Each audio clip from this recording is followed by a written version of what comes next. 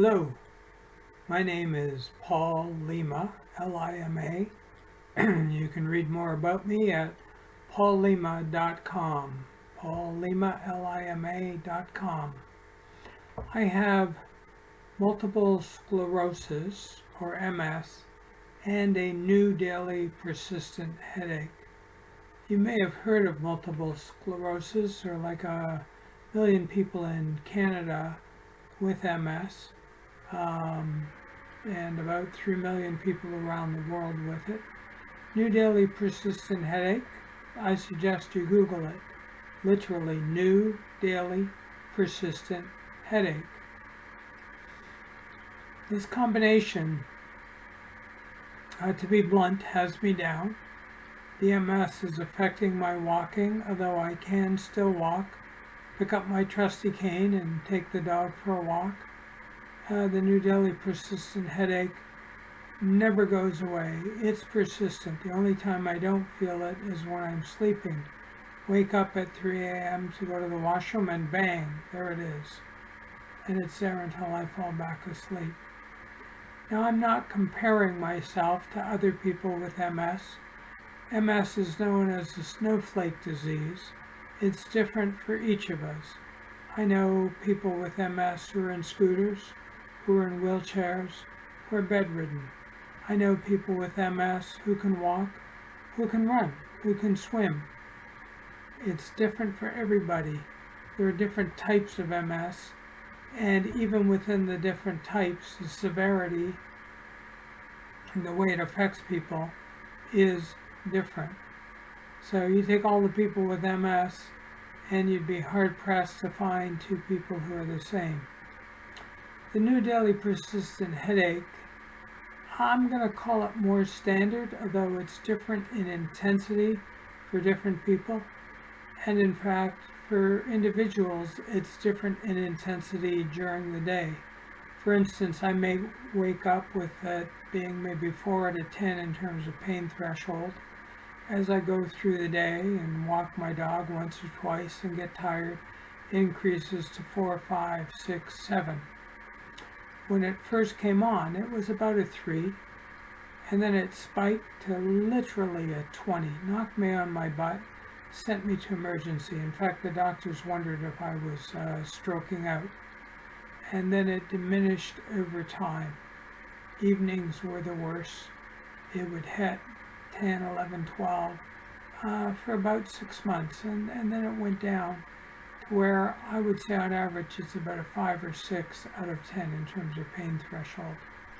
So that combination, the multiple sclerosis, the impact it's having on my walking and my balance, and the headache, which also has an impact on my balance and my well-being, just how I feel. Put the two together, and I don't feel so hot. Again, not comparing myself. I know people who have headaches that are more severe than mine. I know people with MS whose condition is much more severe than mine. And I know people with headaches who are less severe than mine, and with MS who are less severe than mine. I don't want to call it a crapshoot. It's just what I have. It's the cards I've been dealt. It's what I have to deal with. Not fun, but then being sick is not fun for anybody who is sick. I know people say, oh, it could be worse. You could have, stage 4 cancer. You could have a stroke. You could have heart disease. There's absolutely no point in comparing what you have to what you could have or to what others have. These are the cards you dealt, and you have to deal with it. Not fun, being honest. Don't enjoy it. It makes it difficult to enjoy life. Since the MS combined with the headache, it's been about 7 years now. I've written 2 novels. Jerry, my LGBTQ post-pandemic novel, and Chronic, a sick novel. Really enjoyed writing them, and I self-published them. enjoy taking them through the process, putting them on my website, and promoting them. I am now writing Family Tree, a historical drama. But the fact is, I haven't worked on it for several months. The interest in working on it is there. I know what I have to do next, that's there. It's just the ability to open the file and focus is gone for now. I know writers who would say, oh, you're just going through writer's block. I've never suffered from writer's block. I have about 20 nonfiction books. I've been a writer all my life. I just don't have the inclination to do more than the occasional video blog, as I'm doing now, or written blog. And even the writing blogs I don't do very often anymore. I suppose talking is easy. Maybe I should talk Family Tree as opposed to physically writing it. Anyway, if you want to read more about my books, you can go to paulima.com/books. I have written a book called Everything You Need to Know About Multiple Sclerosis. I have a disease I can barely pronounce. It's slightly out of date, and I only say that in terms of medication. Medication has advanced over the last couple of years, and this book is a couple of years old. But it is an objective look at what MS is, why it is, how different people deal with it, and even the spouses and partners, ex-spouses and ex-partners of people with MS are given voice. And if you want a free PDF copy of Everything You Need to Know About MS, just send an email to paulmslima@gmail.com. That's paulmslima@gmail.com, and I will send you a free PDF of the book. If you want to read about it first, go to paulima.com/books, and you can read about the book and decide if you want a copy of it. So this is me, feeling crappy. I'll say 24/7, except when I'm asleep. But doing what I can do. Right now it's a video blog. It's a bit of social media. Watching good TV, good movies. Reading books. I'm an eclectic reader. I've read a lot of good books. I can't tell you the names off the top of my head, but I read a lot as well. The problem with being sick, as many people who are sick will tell you, is we just seem to fritter away our days. Now, I worked for 35 years as a freelance writer trainer, loved my work, chose my work, did what I wanted to do. I am now officially retired because I just can't do it. I can't write for clients anymore. I can't train. I was doing a little bit of online training, but I would finish a session, a 2-hour session. I would be so fatigued, so drained. The rest of the day would just be a blur. So I don't do it anymore. I've had people ask me, and I've just had to say no. I edited 2 books for a client recently, and I told her, she was writing several more books, I said, I'm done. I can't work on your books. When her last book comes back from the proofreader, I will help her self-publish it because she paid me for that. And I will do it. I can do it. If I ever finish Family Tree, I would self-publish it. But it's a big if I ever finish it. And I'm like 3/4 of the way, maybe 4/5 of the way through the first draft. Looking for the energy, the stamina, the mental capacity to finish that first draft. If I can get the first draft done, I know I can go through it and make a couple of adjustments that I already know. I know what I want to do. It's just finding the capacity to do what I want to do. The book is outlined. I just have to write it. So I hope I find the time to stop talking and start writing. Other than that, I walk my dog once, twice a day. My wife walked him this morning. She likes to do it, but unfortunately, Lynn has had to pick up the, we'll call it domestic slack. I can't do much around the house. You know, if she's doing something and needs me to stand and hold something for her, I can do that. But that's about it. You know, I wake up, walk the dog, have breakfast, do a bit of social media, fall back to sleep. Even if I've had a solid 8 hours of sleep, I usually fall back to sleep in the morning. Wake up, do a bit of reading, maybe watch a TV program, walk the dog, come home, Lynn makes dinner, eat something, have energy enough to watch a couple of hours of TV, and then go to bed. That's life. It's still 24 hours a day. We all have 24 hours a day. The question is, what can we do? What do we do with the time we have? And I make lists of things that I can do. And I look at them, and some days I think, nice list. Can't do anything on that list other than walk the dog because he needs to be walked.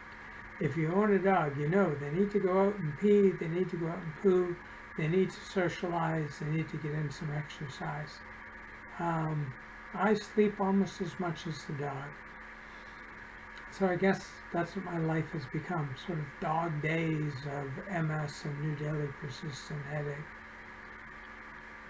So I do what I can do, and I know people who have my diseases, my illnesses, who can do less, and I know people who have my diseases who can do more. What more can you do but what you can do? And I tell you, I worked hard. For 35 years I was a freelancer, and that was after 10, 15 years of working full-time. You know, I'm old enough, 66, that, you know, technically you retire at 65. But a long time ago, I didn't think I was going to stop writing or stop training until I couldn't speak anymore, until my fingers didn't work. Life has thrown me this curveball, and I'm dealing with it. Yeah, mostly it's a swing and a miss, but often, okay, sometimes it's a swing and a hit too. Really love to walk the dog. I know I'm saying that a lot, but that's basically what I do. Anyway, looking to find the energy to finish Family Tree, doing a bit of book promotion, and making my video blogs. If you go to paulima.com/ms, you will see probably about 8 or 10 video blogs, and some of the earlier blogs, if you want to know more about MS, what it is and who has it and why they have it, things like that. The video blogs are as informative as my Everything You Need to Know About MS book is. Then I go through stages where I am deeply depressed, and my video blogs reflect that. I'm not depressed now. I'm pissed off and bored. There is not much that I can do. I watched the stand-up comedy video called Depresh. I believe it's on Netflix, and it was about a stand-up comedian who was so depressed that he couldn't do any stand-up comedy for 2 or 3 years. He had to move from New York back home into his parents' house because he was just really down. And he fought through it. And I was down, not as down as he was and not as not down as long as he was, but I fought through it. I think mentally I'm doing okay. It's just physically. Oh, it's so frustrating when you want to do, you know. Now, if Lynn were here, she might tell you mentally I'm kind of out of it too sometimes, but that's debatable. It's the physical aspect of my MS and my new daily persistent headache that really get me down. So I can talk. So I do these video blogs, and I hope to be able to get back to writing soon as well. I would like to finish one more book before I'm finished. But I'm going to keep on going as long as I can keep on going. Love Lynn, love our dog Quinn, love our child Kaya. They are 30 now, with partner, and doing well. Just,